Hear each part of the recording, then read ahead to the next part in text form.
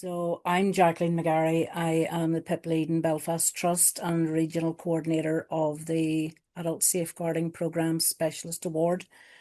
Scott, I'll hand over to you if that's okay. Yes, sure. Hi, folks. Thanks for joining us today. Scott Fleming with the Northern Trust Learning Development Team, and work along with Jacqueline, and just been working with the folk who are speaking today on the program over this last year. So very pleased to see you all here. I'm really looking forward to hearing the three presenters. Lauren, you're next on my list there. Yeah, I'm Lauren Floyd. I'm a social worker within a community adult learning disability team in the Southern Trust. Thanks, Lauren. And Laura? Hi everyone, my name's Laura Watson and I'm an acute hospital social worker within the Southern Health and Social Care Trust. Thanks, Laura. And James? Oh, hi everyone. I'm James. I'm one of the senior practitioner social workers here in the Royal Victoria Hospital in the Belfast Trust. Thanks. And could I just say, this is a step out of a comfort zone for James, Laura, and Lauren. So well done for agreeing to doing this, and hopefully people will see the excellent work that you've been undertaking as a result of engaging with the Adult Safeguarding Programme. So Alison, next slide there. Thanks. So what we're going to look at today is just a brief overview of the Adult Safeguarding Programme and what it's about. I want to touch very briefly on the research strategy, because the module that we are presenting on today very much is underpinned by the research strategy, which sits in tandem with the social work strategy and the value of engaging in, I think people get turned off a lot by research at times and think, oh, that's just something academic that sits outside of what our practice is.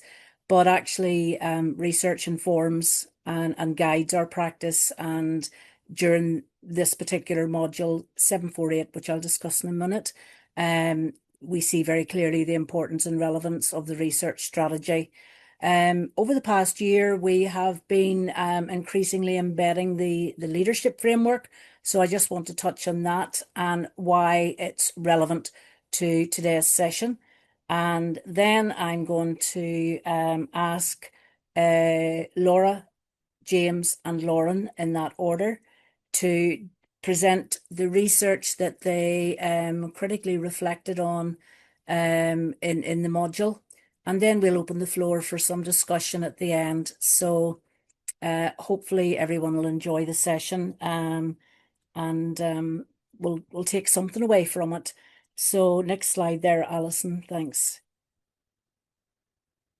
So the Adult Safeguarding Programme Specialist Award Programme within the suite of PIP programmes within NISC, it is academically accredited.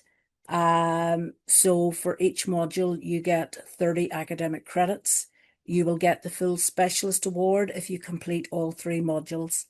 Now, currently, we are sitting with, we're, I think, the only specialist award programme that accepts modular application, which means you can apply for 1, 2, or 3 modules. We actively encourage people to apply for the full programme, because I think if you do the full programme, each module is self-contained, but it gives you a 360-degree look at adult safeguarding practice. So our applications are out at the moment for that. We have 4 fully funded places within each trust. So the commitment would be 3 taught days each module. One of those days is at the university, the other 2 are online. And linked to the module are 3 study days. You're fully supported. We run regional support groups throughout the year if you decide to do the programme within the full academic year. Now is the time to be thinking about study for the autumn, because regionally all the application process is ongoing for all the programs that will be starting in September and October in Queen's. Ulster University work in partnership with us to deliver and assess this program. So the September module is 747. It's specialist knowledge within adult safeguarding. We have a range of speakers from across Ireland and the UK. We have Professor Jill Manthorpe from King's College London, who presents every year for us. And we have academic speakers as well from University College Dublin, Sarah Donnelly.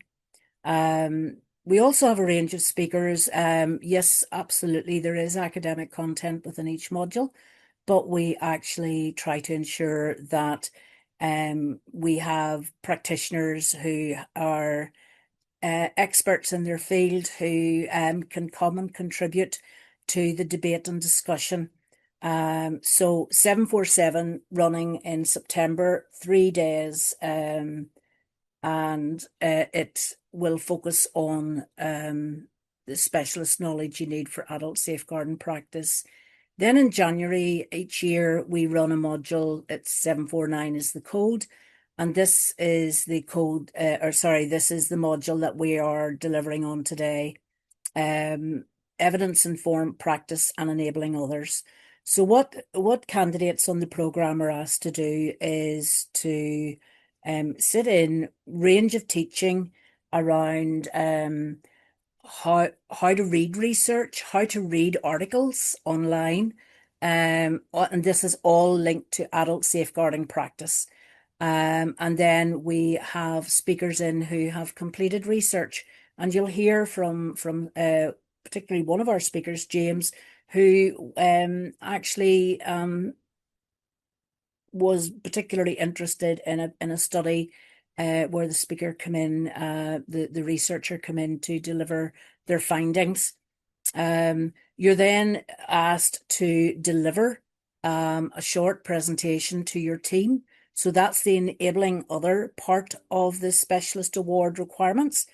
So that and deliver on an identified piece of research that actually will inform and guide your team's practice.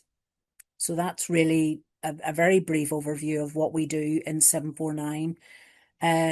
I have been particularly keen to disseminate the learning because 749 gives a wealth of learning and provide opportunities for our candidates to disseminate the learning.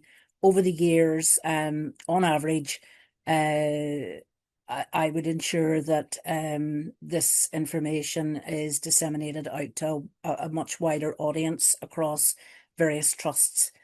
And then in May each year, we have SWK 748, if you're looking at the application form, and that's around collaborative practice in adult safeguarding. That particular module's taken place. We're now running that this time next week. So we have a range of speakers coming in. So it'll be PSNI. We have members from the Tilly group, which is people who are experts by experience in the field of learning disability, intellectual disability. We have nurse specialists coming in as well. So we have a range of speakers coming in, and it's we're able to then sit back, critically reflect on how we collaborate. What are the models of collaboration? What works well? What doesn't work well? And what are the key skills in collaboration in adult safeguarding practice, which I'm sure you'll all agree is a fundamental focus of all our work when working with adult safeguarding practice. Just to say, the programme itself is available and open to anybody, any social worker who is working in adult services. And over the years, we're running 13 years now. Over the years, we've had a wide range of social workers from across not only trusts, but RQIA, from the voluntary sector as well, all of whom have been of real value, because I think when we are sitting in the classroom, and discussing the challenges, the ethical dilemmas inherent within adult safeguarding practice.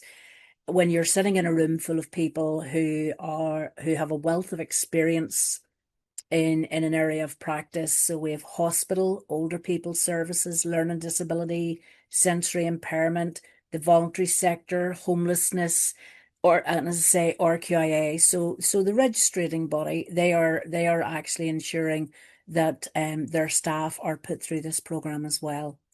I may present as biased, but it is a good program. I think you will increase confidence and competence in your area of practice. And I think, the feedback would tell us very, very clearly that staff value the time to actually to have a look at their practice and be able to critically reflect. We're all so busy in our daily lives. So we have folk here at various stages in the program. And actually, Scott was a candidate a good few years ago now. Scott, how many years ago was that?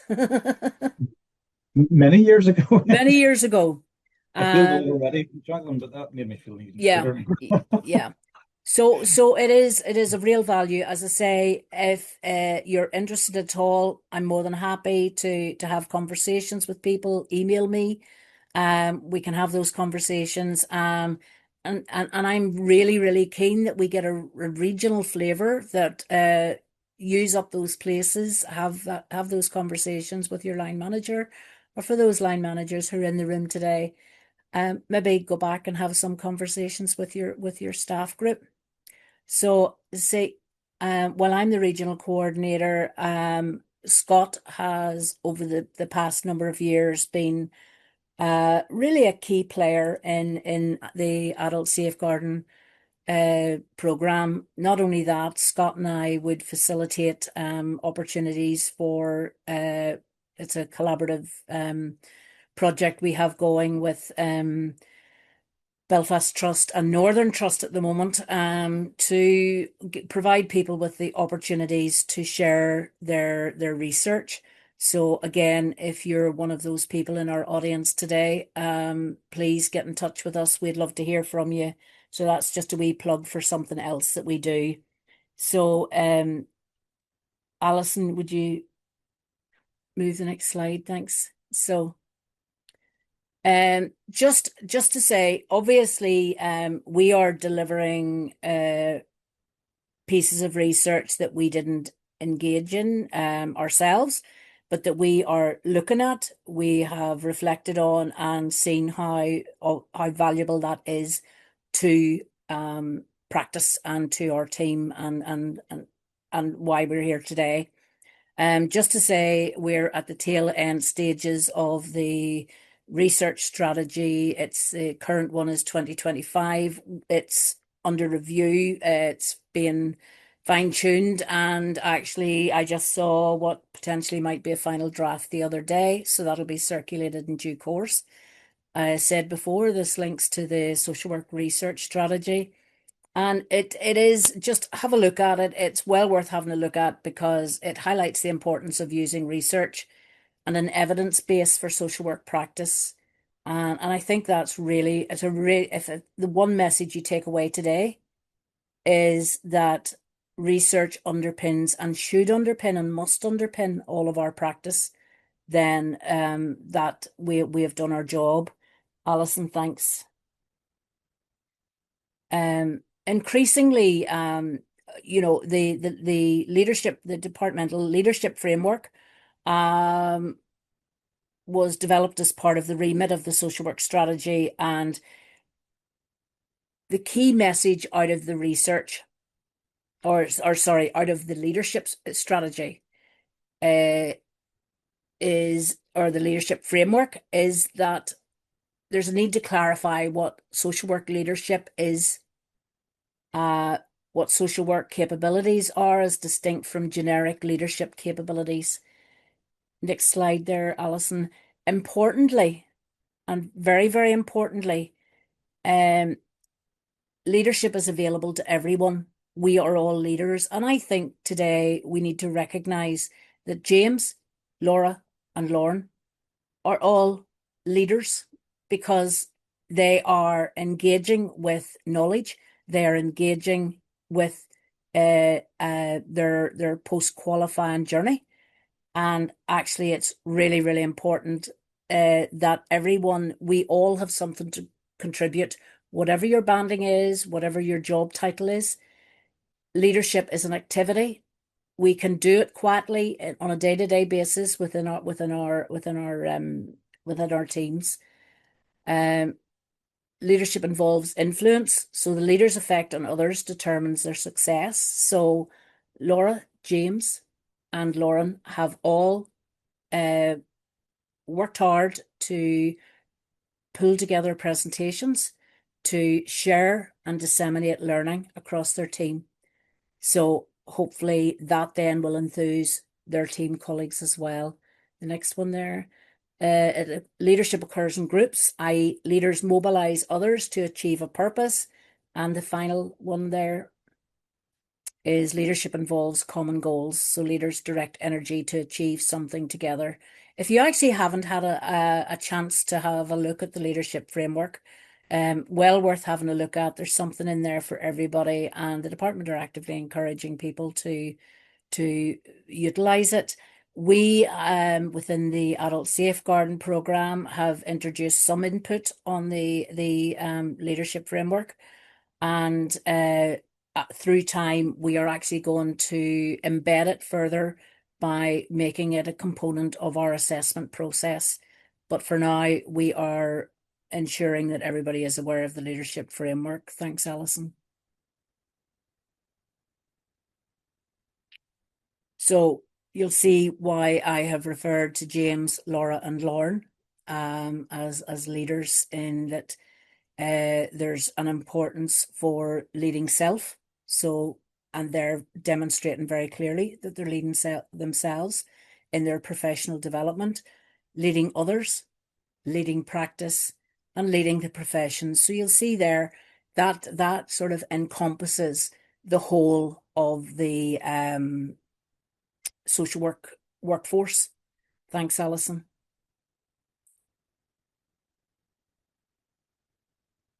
Okay, I'm just going to flick through these. So the importance of leading self, it means taking opportunities to develop your knowledge, your skills, your communication, and overall impact you have to service users.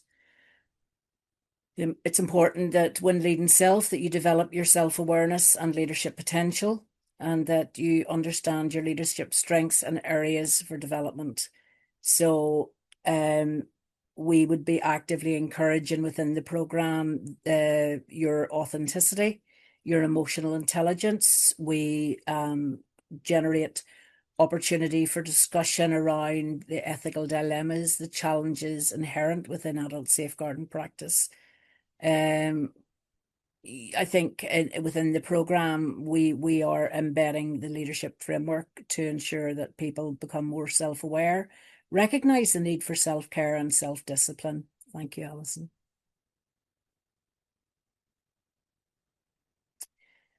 So I am going to pass you over to our first speaker today, is Laura Watson. Laura works for Southern Trust and is just about to undertake her third module of the adult safeguarding programme. So this module will, Laura completed the full programme, will have completed the full programme in the academic year. You might want to make mention of that, Laura, just with respect to what you feel. I was about to say how valuable that's been, but that would be putting words in your mouth. I'd prefer you to share what your experience has been. So I'll hand you over to Laura Watson, and I'm really looking forward to hearing the presentation. Thank you. Hi, good afternoon, everyone. As Jacqueline said, my name is Laura Watson, and I'm an acute hospital social worker.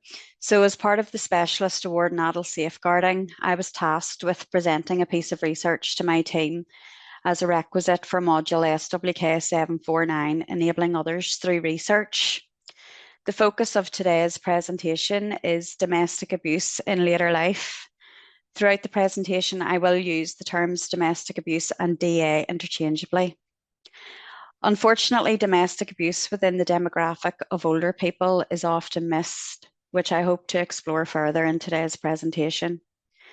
Domestic abuse is defined as a pattern of controlling, coercive, threatening, degrading, and violent behaviour, including sexual violence, inflicted by a current or former partner or close family member. If you just hit that again, Jacqueline, the writing should come up. Yeah, it's all my wee jazzy things that I have in there.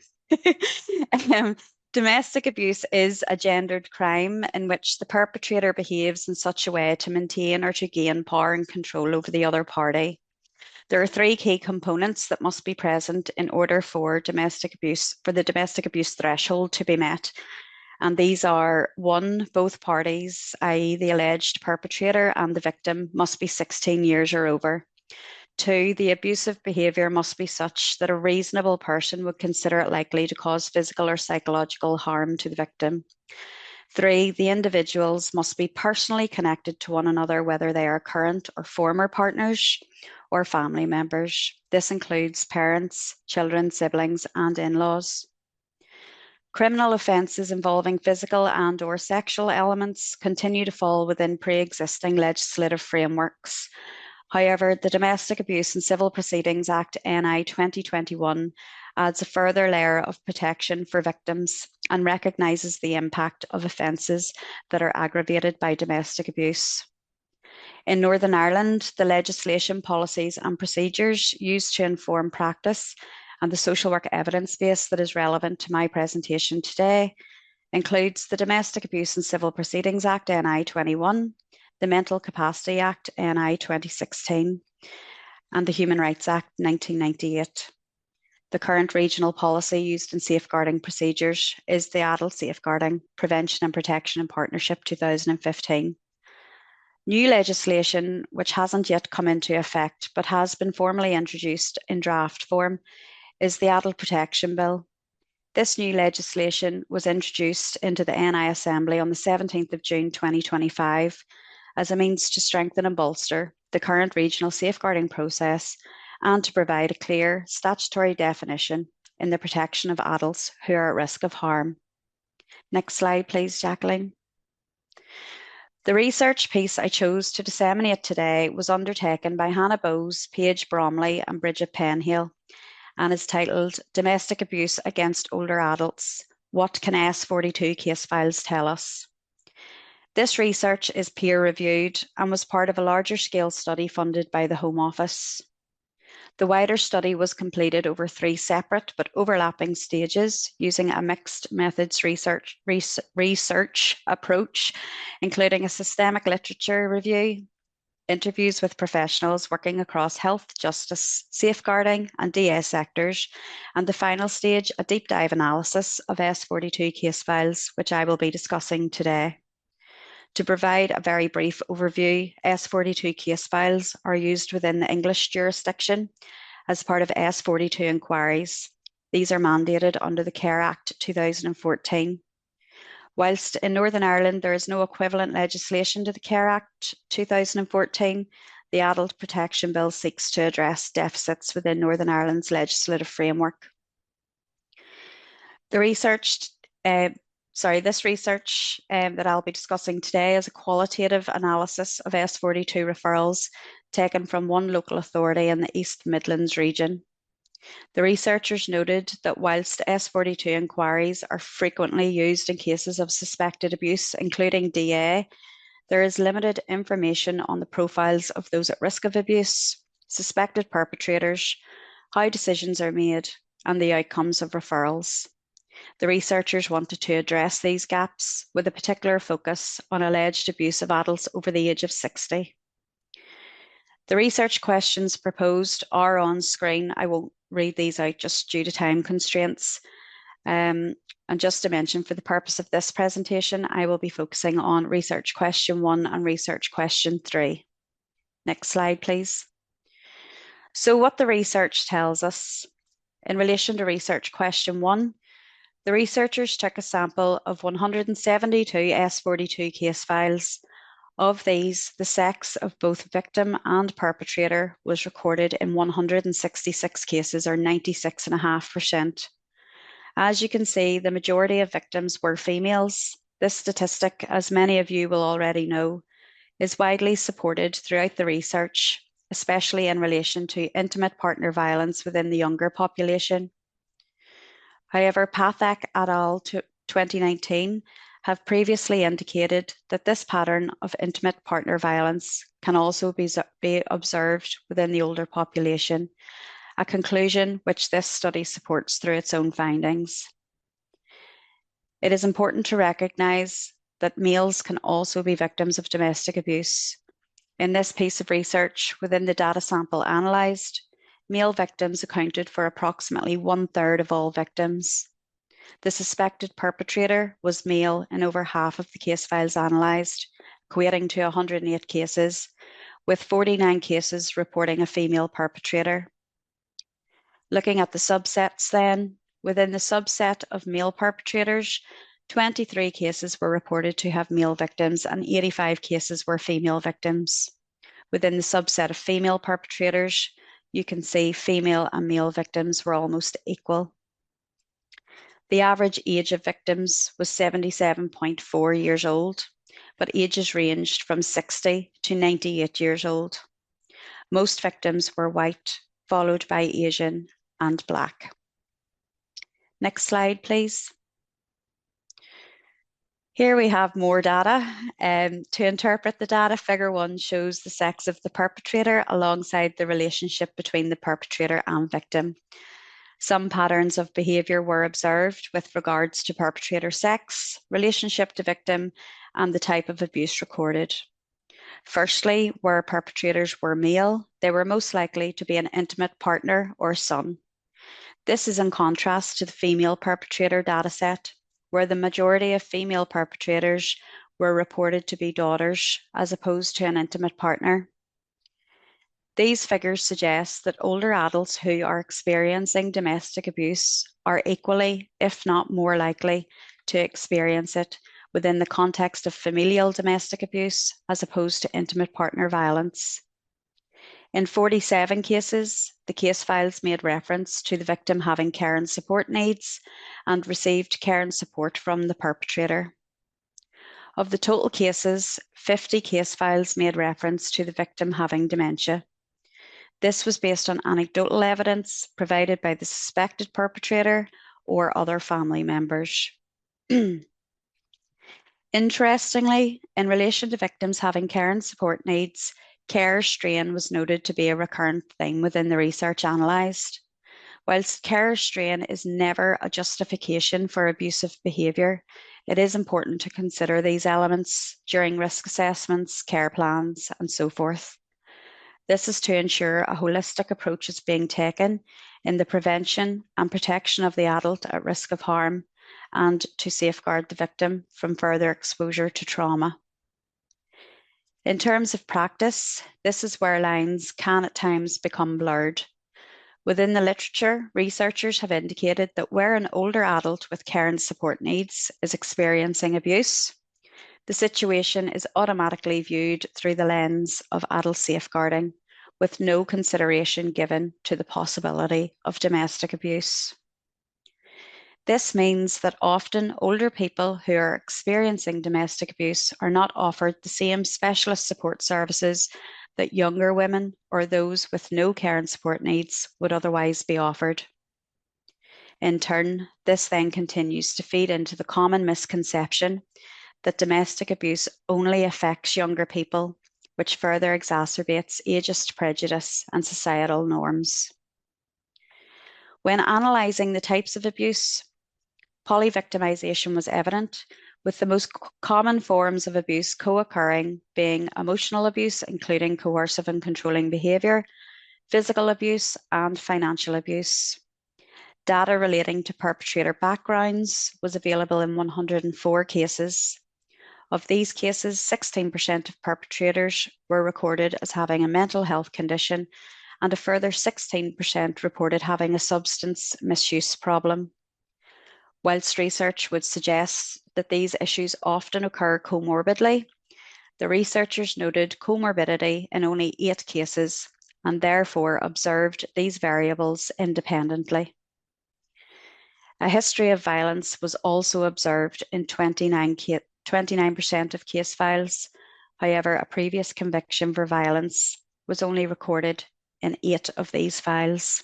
Next slide, please. So now we move on to research question 3. The researchers found that in 89 cases, or 30% of suspected abuse, were not flagged as domestic abuse, despite the evidence suggesting otherwise. At the time of data collection in 2019, there was a clear legislative framework to inform practitioners of processes as well as the necessary and proportionate thresholds to determine domestic abuse. So why were so many cases missed? Of the cases that were not flagged as DA, 88% of perpetrators were sons, daughters, or other relatives. This data exposes critical gaps within practitioner knowledge and/or lack of consistent training in terms of recognising that domestic abuse can occur within familial relationships and is not limited to intimate partner violence. Essentially, this leads to issues of under-recording and lack of further reporting by practitioners. Lawn Bay and Southall 2024 agree with this sentiment, stating that there is a lack of understanding of the risk factors associated with domestic abuse in later life. They also discussed barriers to older people seeking support, including but not limited to family and caring dynamics, financial circumstances, health issues, cognitive impairment, length of time experiencing the abuse, and a lack of knowledge of the services that are available to them.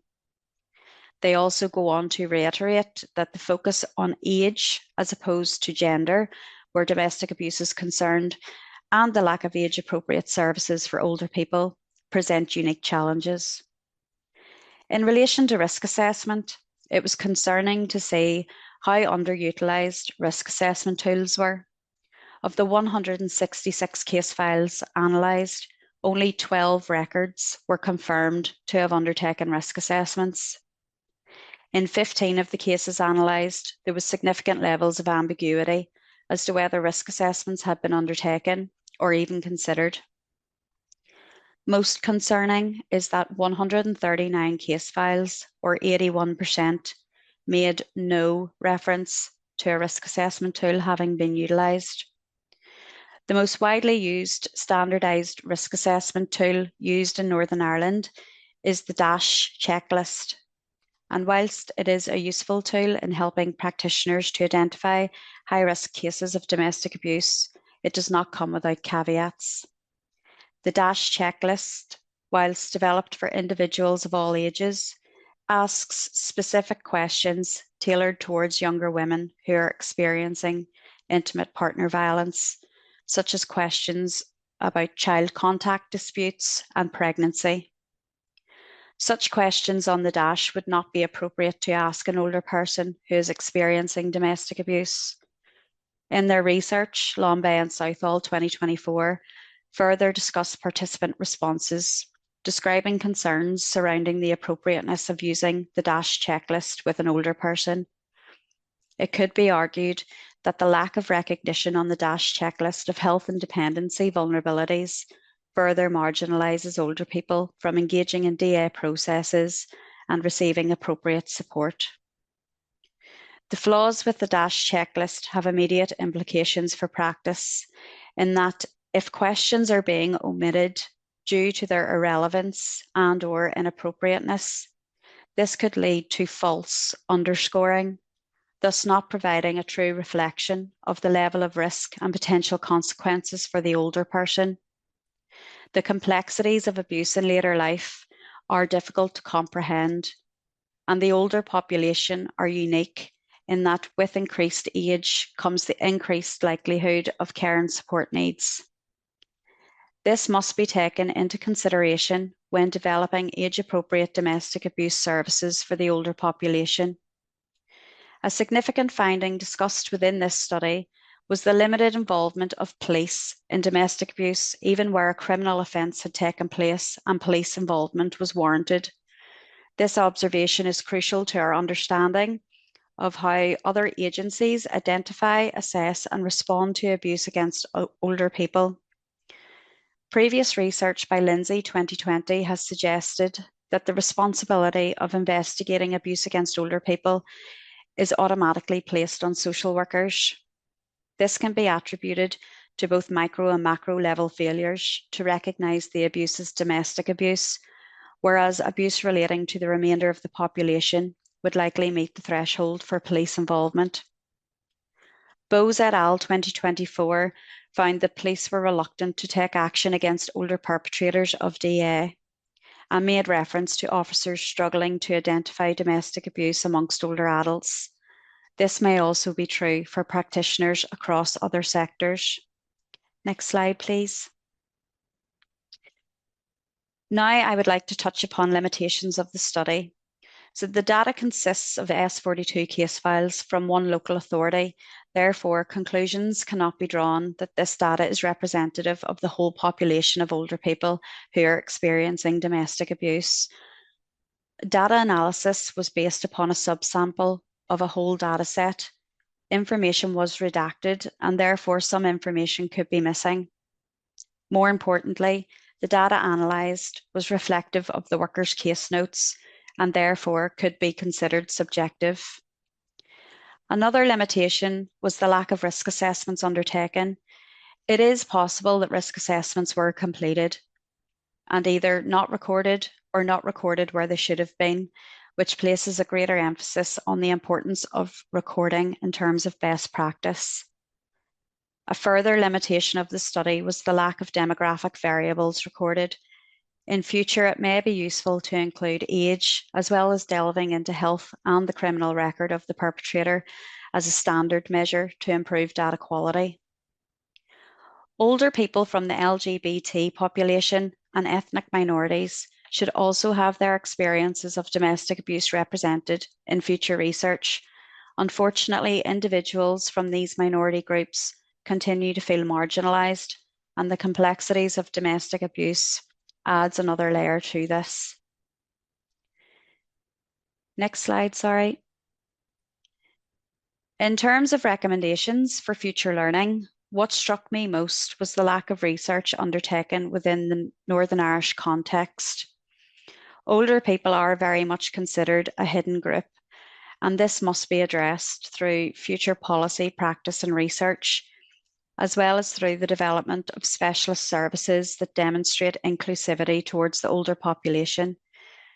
There is potential for a scoping exercise to ascertain whether a supplementary risk assessment tool could be developed for this specific demographic, and this is something that I am keen to take forward in collaboration with other statutory and/or voluntary sectors. It is fundamental that risk assessment tools are fit for purpose in that they can identify and assess risk in an appropriate way to empower individuals to make informed decisions about their own lives. Practitioners should consider refocusing the lens to ensure that older people with care and support needs who are experiencing DA have equal opportunities and access to specialist DA services. At times, the lack of clarity between domestic abuse and elder abuse can lead to inappropriate referrals. Ageist views and generational stereotypes can often obscure the picture, which can affect how professionals respond to situations where abuse has occurred. Domestic abuse is multifaceted. Practitioners should demonstrate professional curiosity and routinely ask older people about domestic abuse as they would ask the younger population where domestic abuse is suspected. And that is me. Thank you for listening, everyone. Thank you so much, Laura. If it's okay with folk, we'll take questions at the end, but I'm sure everyone will agree that a lot of information there, and certainly very key messages for practitioners here in Northern Ireland. So thank you, Laura. You did a great job. Well done. James, I'm now going to hand over to you. Okay. Hello everyone. How are you? I'm James. I'm one of the social workers here at the Royal Victoria Hospital. So this presentation is on welfare inequalities and adult protection in Northern Ireland. I came across this research on, I think it was module 748. We had the presentation by Laura Montgomery on this at the training day. I thought it was interesting and remember having a conversation with Jacqueline about it during that module. So I decided to use it then for 749. So if you want this to move on to the next slide. So as a social worker, I have over 11 years of practice experience, mainly working with younger people in residential care. In 2023, I transferred to adult and older people services in an acute hospital setting and felt it was important to further my development, my knowledge base, values and skills in this area by undertaking the Specialist Award in Adult Safeguarding Programme. The Northern Ireland Professional and Practice PIP framework provided the opportunity to achieve my Specialist Award and my postgraduate diploma in professional development in adult safeguarding. The programme has provided me with a high quality, relevant training across a variety of adult services that has developed my knowledge, skills and values, which will then inform and further develop my practice. The presentation is situated within the professional and practice learning and aligns with the Northern Ireland PIP framework and the social work research strategy. Its aim is to critically appraise local research and demonstrate how an evidence base can enhance adult safeguarding practice. This presentation explores the relationship between welfare inequalities and adult safeguarding in Northern Ireland, with a strong emphasis on evidence-informed social work practice. Hospitals are often the first point of contact between adult and social services. It is therefore essential that my colleagues and I have a strong understanding of current research to inform practice and decision-making that is in line with social work research strategy to identify adults who may be in need of protection or at risk of harm. Social work learning is usually understood to include the development of skills and competency, which enables practitioners to undertake a role rooted in human rights and social justice, where ethical practice needs to be negotiated within a work role that has competing moral, legal, organisation and policy demands. The purpose of the presentation was to support colleagues in enhancing the knowledge of current local research regarding the effects that poverty has on safeguarding affairs, drawn on my understanding of evidence-based practice and my experience of facilitating professional development. I selected this article because I believed it contained relevant and valuable information to share with other social workers. If you go on to the next slide.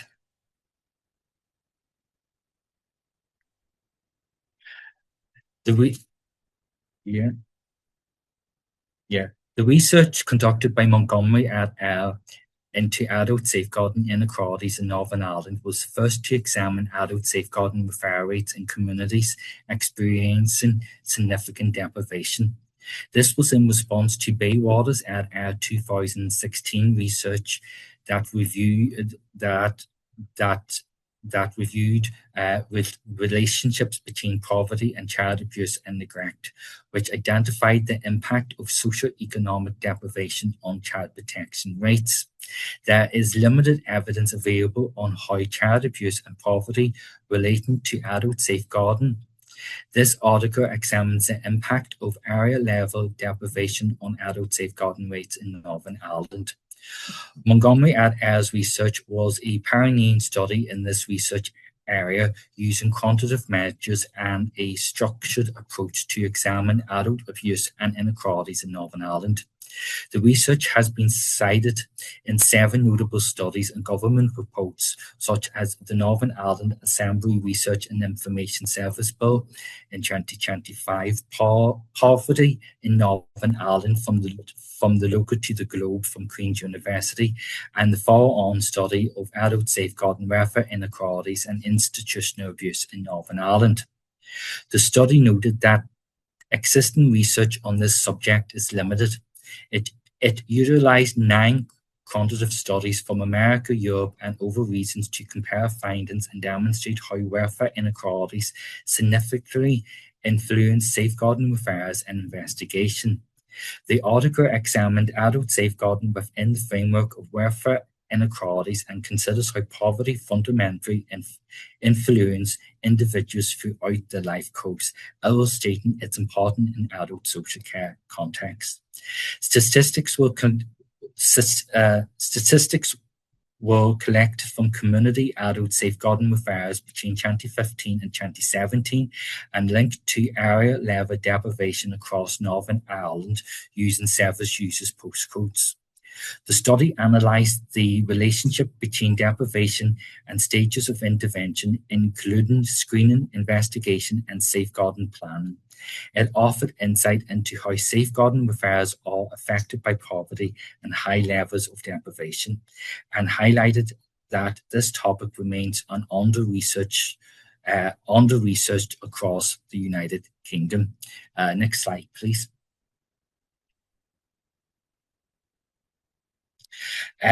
Due to time constraints, I won't read out all the findings. These are some of the findings that I find interesting that are on screen.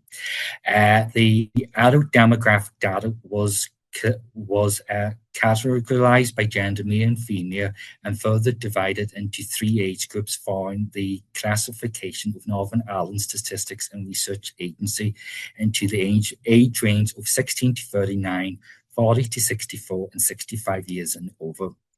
The social care services data source care includes all entries made on source care systems between 2015 and 2017 in relation to adult safeguarding affairs, screening, investigation, and protection plans. Data regarding area-level deprivation DSERS, which is 10 equal groups, each representing 10%, was associated with service users' postcodes and linked to the SOSCAR ID. Some of the results I will read out now shows from the study highlighted that adult safeguarding screenings declined as deprivation levels fell. Screening rates in deprived communities were 2.0 times greater. This trend was consistent across all genders and ages. Screening rates remain consistently high among females and individuals aged 65 years and over in deprived areas. Physical abuse was the most frequent reported safeguarding issues, followed by financial, emotional abuse, neglect, sexual abuse, and misuse of medication.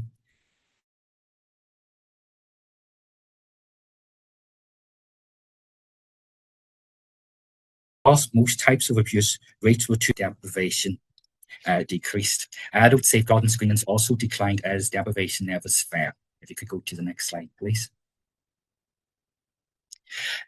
Consistent with the limited UK research on welfare inequalities and safeguardings, findings indicate that areas with the highest levels of deprivation in Northern Ireland also showed the greatest demand for safeguarding services.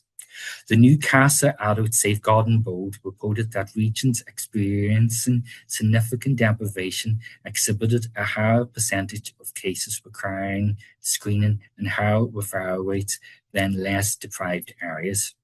More affluent families are generally able to finance their own care, whereas less affluent families tend to rely on social care services. Consequently, this reliance brings them into direct contact with social services agencies. These findings should be interpreted with consideration of broader environmental factors as data on adult and children's services spending in Northern Ireland are combined. This makes it challenging to distinguish the exact level of expenditure for each service. Some of the key findings are on stage, which showed that there was over 4,000 community screening referrals, there was 938 investigations, and 1,984 safeguarding plans implemented. Community screening planning rates were about 1.56 times higher in the most deprived areas than in the least deprived areas. If you go on to the next slide, please. The limitations of the study, it's important to recognise that the analysis does not cover all of Northern Ireland's health and social care trusts, as one large urban health and social care trust did not use the SOS care system for adult safeguarding recordings. Given that deprivation tend to be higher in larger urban centres, the relationship between relationship between area-based deprivation and adult safeguarding may have been stronger if these data had been included. Migration of data to over-computerized platforms may also have influenced the data, and information about deprivation could only be reported at neighbourhood level rather than reflecting the individual economic circumstances. The research selected was important to both the needs and the professional development of the team, given that we operate in an acute regional hospital with a substantial volume of adult safeguarding referrals and investigations daily. The primary objectives of the presentation was to illustrate how poverty can influence adult life course and directly affect safeguarding referrals. Additionally, the goal was to encourage the team to begin identifying associations between postcodes with high levels of deprivation and safeguarding concerns in their daily practice as investigating officers and as designated adult protection officers. I fear this was achieved, and the team responded positively to the presentation and has since been discussed the findings in January team meetings. Thank you very much.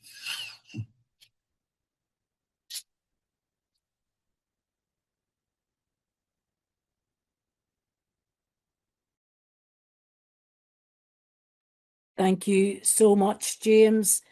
As you'll see, folks, we already have two pieces of research that have been analysed relating to adult safeguarding practice, but emergent themes of where poverty plays a part, where deprivation plays a part, and then in Laura's presentation, where with domestic abuse, and older people, there are issues of restrictions in really identifying and supporting people. I think I recall very well a conversation I had with James after Lorna presented for us in that module, and it really was a light bulb moment, I think, for many of us in the room, where even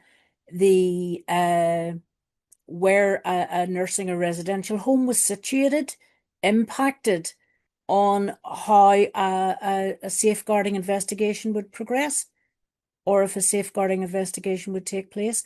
So really, really useful stuff. There will be links available for all these pieces of research. You will see that our speakers are using supplementary research as well and actually talking about the limitations. So excellent, James. Really well done. I'm going to hand you over to Lauren now. Thank you, Lauren. Hi everyone, so I'm Lauren, a social worker within a community adult learning disability team. I am currently completing the adult safeguarding program with Ulster University. 2 modules down, just 1 more to go. One of the modules that I have completed focused on how we use research to enable others within adult safeguarding practice. And as social workers working under NISC standards of conduct and practice, it's our duty to ensure that we're accountable practitioners and maintain an up-to-date knowledge and evidence base for social work.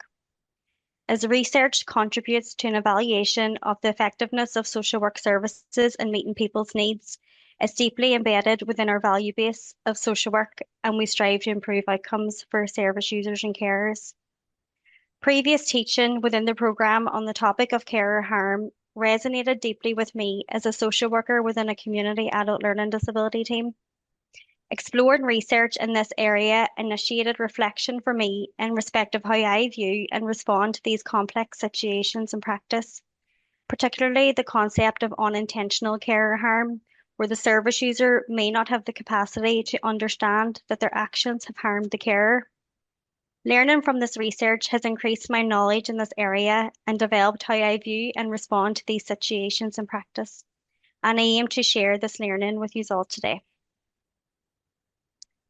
Just moving on to the next slide. Just looking initially at what it means to be a carer in Northern Ireland and the legislative context. The definition of a carer in Northern Ireland is detailed within the Carers and Direct Payments Act, Northern Ireland 2002, which details that a carer is an individual aged 16 or over who provides or intends to provide a substantial amount of care on a regular basis to the cared for person.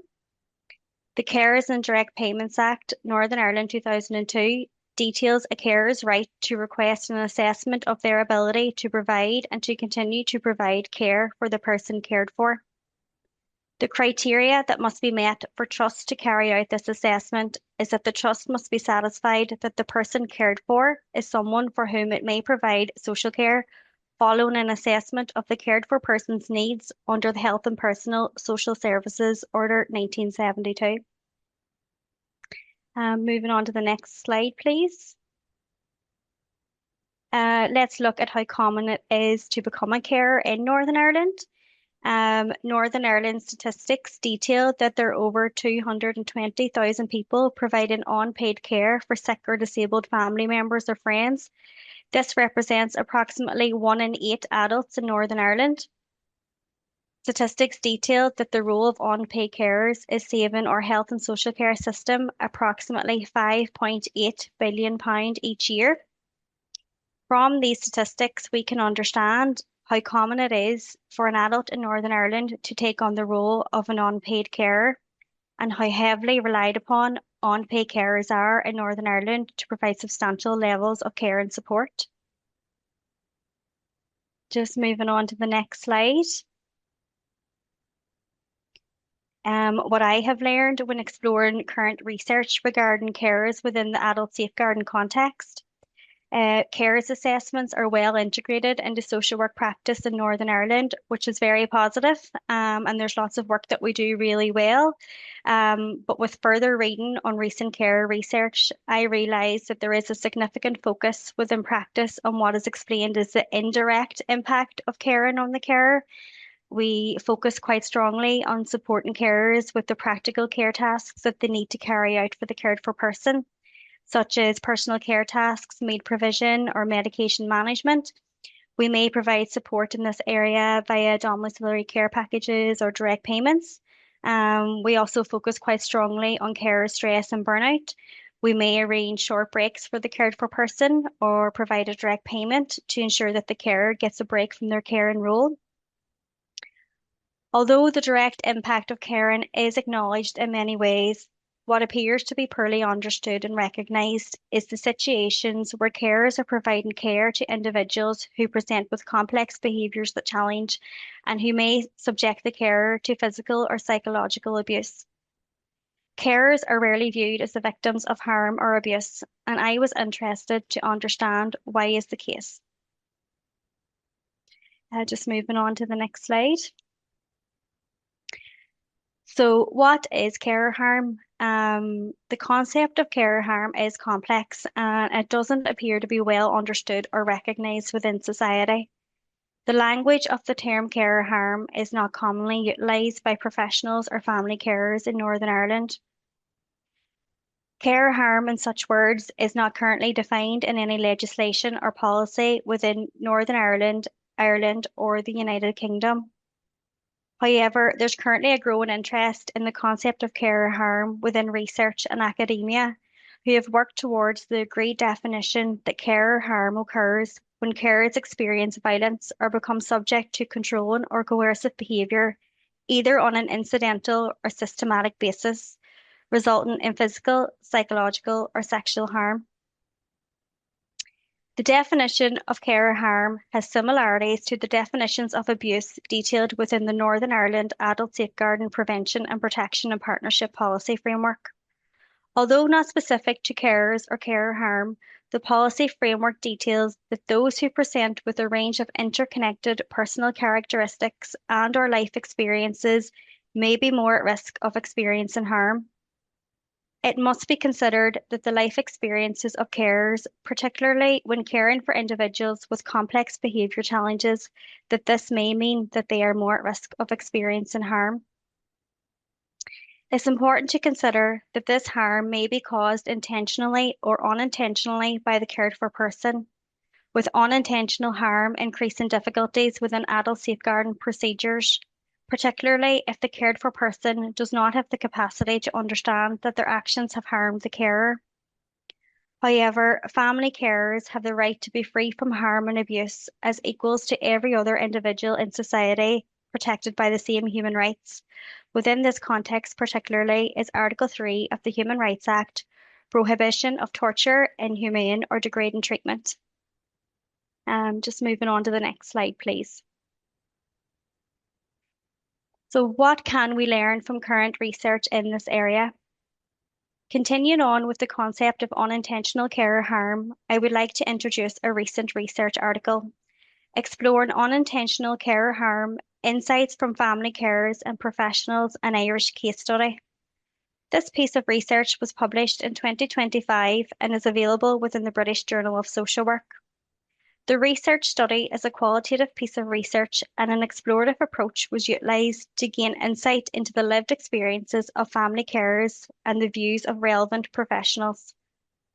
The study utilised a purposeful sampling approach by reaching out to family carers in Ireland who provide unpaid care for individuals with advanced dementia and parents of children and adults with a diagnosis of autism and other various diagnosed conditions. The study's key research question was, how do carers perceive and experience carer harm? And what are the perceptions of professionals who support those experiencing carer harm? Some of the strengths to note about this research study is that this is one of the first known research studies into this specific area. And the suitable participants were selected to participate in the study as an inclusion criteria was set. The qualitative method utilised captured the true feelings and the emotions of the carers that participated. Just moving on to the next slide, please. So let's look at what the findings from the research study were. 4 key themes emerged. The first one being understanding carer harm, stigma and guilt, the types of harm experienced, and expectations, responses, and systems that harm. I've copied some direct quotes from carers who participated within the study, and they are included in the speech bubbles on the slide. The first key theme was that of understanding carer harm, and as expected, participants within the study experienced some difficulty with understanding what exactly is meant by the term carer harm. It was acknowledged that this term is not widely utilised by carers and professionals. Referring to the speech bubbles on the slide, you'll see that one carer that participated in the study stated, when we think of carer harm, I struggle with the language. What other language could you use? I don't know. Another carer that participated in the study stated, this is not willful abuse. It's abuse, but it's within the context of that person's autism and responsive behaviours. Generally, the carers that participated within the study were not familiar with the language of carer harm and often did not associate their lived experiences as harm and abuse due to the needs of the cared for person. The second key theme that arose from the findings was that of stigma and guilt. And as reported, the care participants within the study spoke emotionally about the stigma and guilt that they experienced when talking about their experiences of carer harm. It is reported that for some carers, this was the first time that they ever talked about the harm that they experienced. One carer that participated stated, carers don't talk about it. I think there is a huge stigma, there's a huge silence. I mean, I haven't told most people what I've told you this morning, and even when I am talking to other carers, we don't talk about it, it's taboo.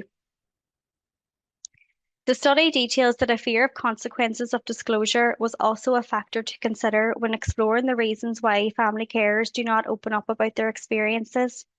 Fear that other children or adults living in the home may be viewed to be at risk. One carer that participated in the study stated, fear, the first thing that was said to me was residential care. Some further thoughts that I had when reading this aspect of the research article was that carers may fear being viewed as not able to manage, not able to cope, and have a fear of labeling the cared for person as a perpetrator or have a fear of criminalizing the cared for person. The third key theme that arose was of the types of harm experienced. Carers that participated within the study detailed different types of harm that they experienced within their care and role. Carers advised that they experienced shouting, screaming, damage to personal items, damage to the family home, significant levels of physical violence, emotional and psychological distress, and also an impact on their own health and well-being. The study details that many carers providing care to individuals with autism describe the daily threat of harm, never knowing when they would be exposed to physical assault, psychological abuse, and no sleep. Autism carers within the study spoke about the need to put in place safety plans to protect themselves and other family members. For some, the harm that they were experiencing was life-threatening in nature. The fourth key theme was that of expectations and responses. And carers that participated within the study detailed the unrealistic expectations placed on carers from services and professionals.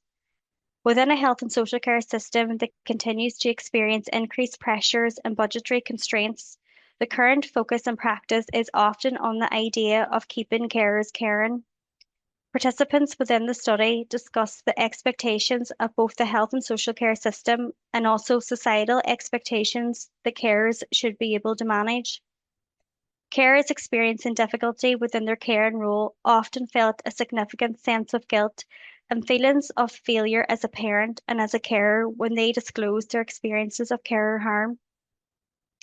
The research article details that the issue of carer harm to date has been almost unacknowledged by statutory organisations, carer support agencies and professionals. Academics that carried out this research study discussed the idea that carer harm is hidden in plain sight. The research study detailed that conflicts existed for many professionals when balancing the needs, the safety and the protection of all family members. Some further key points made by the professionals that participated within the study are that of how family carers often were not aware of what was acceptable behaviour within their care and role, as this has possibly been their lived experience for many years. Professionals highlighted that when carers talked about the harm they experienced, they often felt disloyal to their loved ones. And professionals discussed the length of time that it may take for carers to open up about their experiences, recognising that it takes time to build trust. Carer harm is evidently a very complex issue and there are many factors to consider. Moving on to the next slide, please. So how can I use what I've learned from this research study to enable and safeguard carers who have experienced carer harm? It is clear that this area is under-researched and more work in this area is required to help us gain further insight into carer harm and develop adequate responses. It is important to consider that this research study was carried out in the Republic of Ireland, and although a lot of the findings are relevant, the legislative context in the Republic of Ireland is different. Research specific to Northern Ireland would be very helpful and informative for our practice. Within Northern Ireland, carers assessments and carer support is well embedded in social work practice, and we do lots of really good work. But this research study suggests the services offered tend to reinforce the carer's role as carer and not as a victim of abuse or a person in need of protection. Reflecting on my own practice experience, I realise that this is often the case, and want to take steps to support carers to discuss their experiences of carer harm and develop an adequate response as a practitioner. To support carers who have experienced carer harm, the next steps to consider are increasing awareness and understanding of carer harm amongst carers and also professionals. Normalise talking about carer harm, work to remove the stigma and associated feelings of shame and guilt for carers. Highlight that carer harm should be viewed with the same significance as other types of harm within legislation, policy, social work practice, and adult safeguarding procedures. Remember that just because the harm is unintentional, this does not mean that it isn't harmful to the carer. Professionals carrying out carers assessments should sensitively ask about carer harm, assess risk and protection plan. Early intervention may help to avoid carers reaching crisis point. Consider peer and group settings that focus on the issue of carer harm. This may be of benefit to some carers and support them to feel comfortable to share experiences within a non-judgmental environment of individuals with similar life experiences. So thank you for listening to this presentation. I hope you found it useful.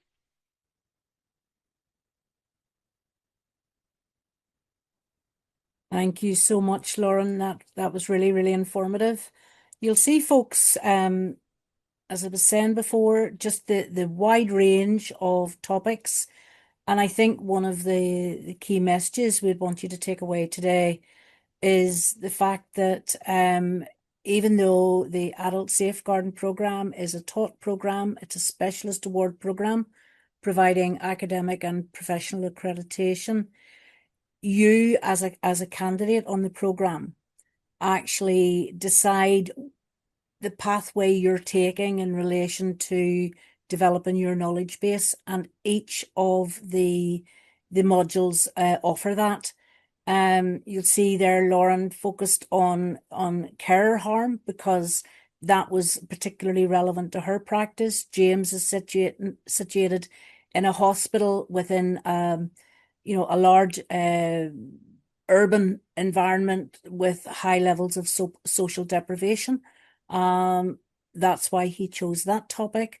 And Laura has been working with a significant number of women, older women in particular, who were experiencing domestic abuse. So the learning is yours there for the taking. I hope you have taken something away from each of the presentations. Congratulations to James, to Lauren and Laura. You've done yourself proud, you've done your agency proud, and you've actually done the programme proud as well. So we would thank you. I want to open the floor just in the final moments here of our time together on any questions, any observations from anybody. Nolene. Hey, Jacqueline.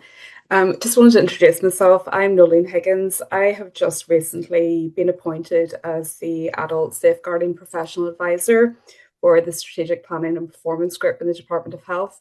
So this has been absolutely brilliant today. I have to say, Jacqueline, for me, tuning in to all the professional curiosity really that's out there. And I was just reflecting on what you've just said. Like, the three presenters have picked up on issues really around the most overlooked victims that we have in Northern Ireland in terms of the older adults, the socioeconomic groups, the inequality, and those carers who are coming to harm. So folks on the call will be aware that Adult Protection Bill is currently going through our Assembly. There's a huge amount of work going on in the background, I suppose, in the department currently, and I've been brought in to help in that regard. So I am definitely going to be reaching out to the three presenters. I've already linked in with Lauren there to say about the dash form. It absolutely does need looked at in terms of how it needs to have additional guidance for people when they're filling that out for older people. So I just think there's so much food for thought. It's great that the research is being shared widely with practitioners. We're a small pool of workers, Jacqueline, in adult safeguarding in Northern Ireland. So there really is a need to pull together in terms of sharing information and feeding back to us in the department as well. So I really welcomed the opportunity to join today and to hear from practice directly. So thank you very much. Thank you, and thank you for those very kind words. And I'm sure Laura, Lauren, and James will certainly be more than happy to engage. I think you rightly pointed out the importance of professional curiosity. You know, and I think you know we get very busy in practice. We can you know, sort of get the head down, get on to the next job. And I think one of the things from the adults safeguarding program is that opportunity. Just when I say sit back, I'm sure none of the candidates who've presented today would feel that they have just been able to sit and twiddle their thumbs as they listen to speakers. It's a lot of hard work, it's a lot of assessment, and when the specialist award is completed, it is a justified award. They've put a lot of hard work, energy, and time. But I think what is so attractive is the fact that folk can actually focus on their own area of practice in adult safeguarding, and the program you know, is literally for all social workers who work in adult services, because I don't think anybody in adult services would say that they don't come across adult safeguarding. But equally importantly, I suppose the question you need to ask yourself, do you feel equipped to come across those situations and respond appropriately? We are going to welcome once the new bill is passed, and the roles are defined. We're looking forward not only to embedding the adult safeguarding bill, the learning of the or the legislation into our teaching, but actually, as well as that, hopefully some of the folk who are going to take on new roles and new responsibilities will join the program and benefit from it. And we will obviously ensure that their needs are met. So I appreciate you coming along today, Noeline. Thank you very much. And thank you for the kind words. Anybody else? Any questions, queries, thoughts?